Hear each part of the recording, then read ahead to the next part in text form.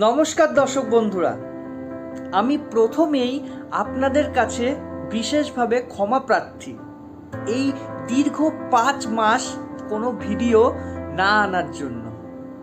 আসলে আমার মা বিশেষভাবে অসুস্থ ছিলেন, তো ওনার জন্য আমি এই 5 মাস কোনো রকম ভিডিও আনতে পারিনি।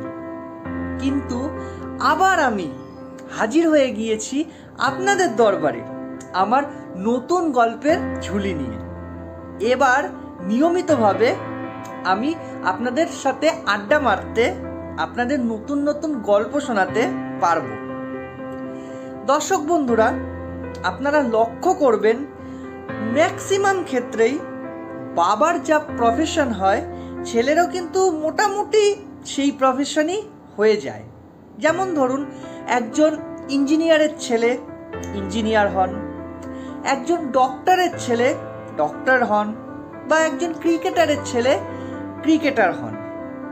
কিন্তু দর্শক বন্ধুরা, আজকে আমি আপনাদের এমন এক ব্যক্তিত্বের গল্প বলবো যার বাবা ছিলেন একজন বিখ্যাত চিত্রনাট্য লেখক, কিন্তু ছেলে সেই লাইনে না গিয়ে নিজেকে একজন সফল অভিনেতা হিসেবে প্রমাণ করেছিলেন বলিউড জগতের অন্যতম ভালোবাসার মানুষ হিসেবে নিজেকে তৈরি করতে। নমস্কার দর্শক বন্ধুরা, আমি স্বাগতম দাস ওয়ার্ল্ড অফ স্বাগতমে আপনাদের সুস্বাগতম জানাই। আজকে আমাদের পর্ব আমাদের সকলের পছন্দের নায়ক, বলিউডের ভাইজান সালমান খান স্যারকে নিয়ে। আপনারা এই পর্বটি দেখুন, শুনুন এবং উপভোগ করুন।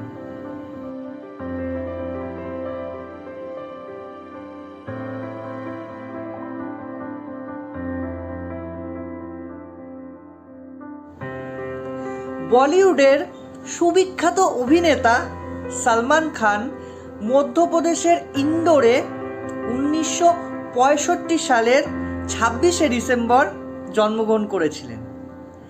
ওনার বাবার নাম ছিল সেলিম খান এবং মা ছিলেন সুশীলা চরক।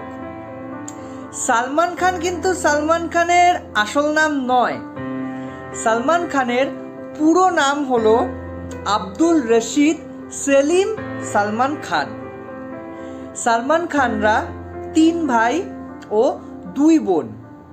3 ভাই হলেন সালমান খান, সোহেল খান এবং আরবাজ খান, এবং 2 জন বোন হলেন আলভিরা খান এবং অর্পিতা খান।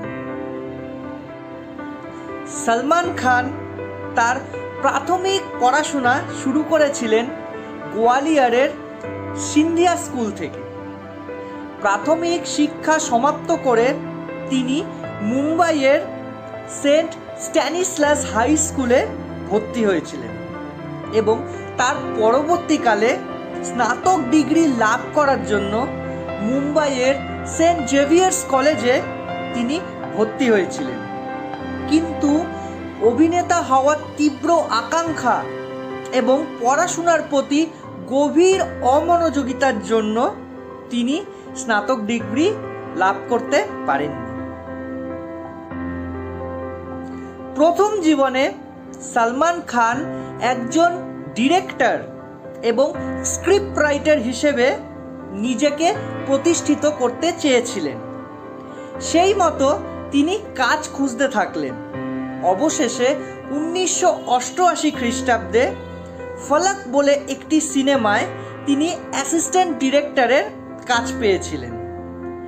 কিন্তু সেই বছরই বিবি হতো ऐसी এই ফিল্মটার মাধ্যমে তিনি অভিনেতা হিসেবে বলিউডে প্রথম ডেবিউ করেছিলেন।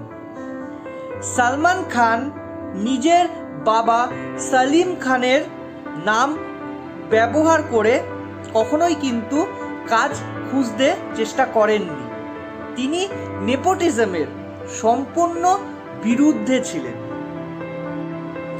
অবশেষে 1989 সালে সালমান খানের কেরিয়ারের অন্যতম টার্নিং পয়েন্ট হয়েছিল একটি সিনেমা। সিনেমাটির নাম मैंने प्यार किया। এই সিনেমাটিতে সুদক্ষ অভিনয় শৈলীর মাধ্যমে সলমান খান আপামর ভারতবাসীকে দেখিয়ে দিয়েছিলেন ওনার অভিনয়ের মুনশিয়ানা। এই সিনেমাটি রিলিজ হওয়ার পরবর্তীকালেই তুমুলভাবে জনপ্রিয় হয়েছিল এবং সলমান খান এই সিনেমাটিতে অভিনয়ের জন্য তৎকালীন সময়ে পারিশ্রমিক হিসেবে পেয়েছিলেন 70,000 টাকা। এর পরবর্তীকালে সলমান খান অল্প বিস্তর সিনেমা করলেও সেগুলি বিশেষভাবে জনপ্রিয় হয়নি। অবশেষে 1994 সালে সলমান খান দুটি সিনেমা করেছিলেন। তার মধ্যে একটি হলো আন্দাজ আপনা আপনা এবং অপরটি হলো হাম আপকে হ্যায় কন। এই সিনেমা দুটি রিলিজ হওয়ার পরেই তুমুলভাবে হিট হয়েছিল। ব্যাস, এরপর আর পিছন ফিরে তাকাতে হয়নি সলমান খানকে। এর পরবর্তীকালে সলমান খান আমাদের উপহার দিয়েছেন সব ব্লকবাস্টার সিনেমা, যার মধ্যে করণ অর্জুন, বীরগতি, জিত, সাজন প্রভৃতি উল্লেখযোগ্য। এতদিন বলিউডের পর্দায় সলমান খান ছিলেন একজন রোম্যান্টিক হিরো, কিন্তু 2000 সালের পরবর্তী সময়ে সলমান খান নিজেকে রোম্যান্টিক হিরো থেকে একজন সফল মাচো ম্যানে ট্রান্সফর্ম করিয়েছিলেন। সলমান খান জিম করতে খুব ভালোবাসতেন, সুতরাং সেই জিম করার ফলে তার যে দেহ সৌষ্ঠব তা কিন্তু একটা মাচো ম্যানে তাকে রূপান্তরিত করতে অনেকাংশে সাহায্য করেছিল। দর্শক বন্ধুরা, আপনারা मैंने प्यार क्यों किया, গার্ভ, তেরে নাম, ওয়ান্টেড প্রভৃতি সিনেমাগুলো দেখলে ভালোভাবে বুঝতে পারবেন সলমান খান সেখানে শুধু একজন রোম্যান্টিক হিরোই নন, সেখানে তিনি একজন মাচোম্যানও বটে। এই সিনেমাগুলির মাধ্যমে আমরা 2000 সালের পরবর্তী সময়ে সলমান খানকে এক নতুন আঙ্গিকে খুঁজে পেলাম। বর্তমানে সলমান খান বলিউডের অত্যন্ত জনপ্রিয় এবং শ্রদ্ধেয় একটি নাম। ঈদ মানেই তো সলমান খানের সিনেমা, আর সলমান খানের সিনেমা রিলিজ হওয়ার পর হলে কিন্তু টিকিট পাওয়া খুবই দুষ্কর হয়ে দাঁড়ায়। সলমান খানের বলা প্রতিটি ডায়লগে সিনেমা হলে লেগে যায় সিটির ধুম।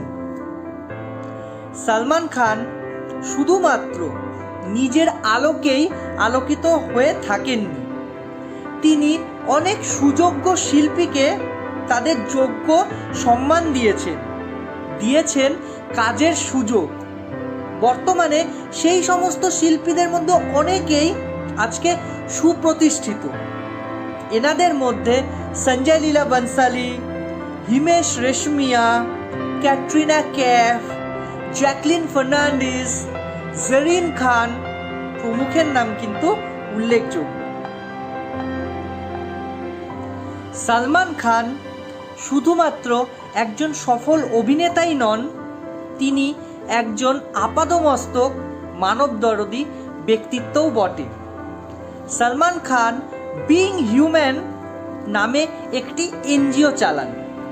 এই এনজিওটি অভাবী মানুষদের নানাভাবে সাহায্য করে থাকে। করোনার সময়ে লকডাউন চলাকালীন সময়ে সলমান খান বেশ কয়েক কোটি টাকা মানুষের সাহায্যকল্পে দান করেছে। বলুন দর্শক বন্ধুরা, কেমন লাগলো আমাদের আজকের এই পর্বটি?